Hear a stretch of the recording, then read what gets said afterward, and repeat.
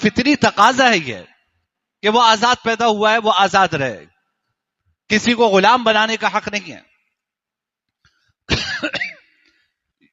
چنانچہ یہاں سے قرآن کریم کی سورہ شعراء سے آزادی کی اہمیت معلوم ہوتی ہے، آزادی کی تحریک معلوم ہوتی ہے. اور دیکھیں پتہ نہیں کیا کیا معلوم ہوتا ہے یعنی اس ایک دو رکوع اگر آپ سورہ شعراء کے پڑھیں، نہ جانے کیا کیا پیغام اس کے اندر رکھا ہوا ہے.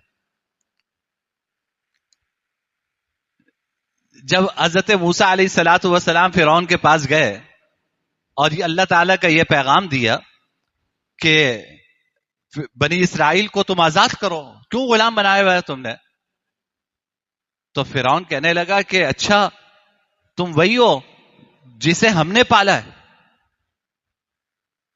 تمہیں تو ہم نے پالا تھا. حضرت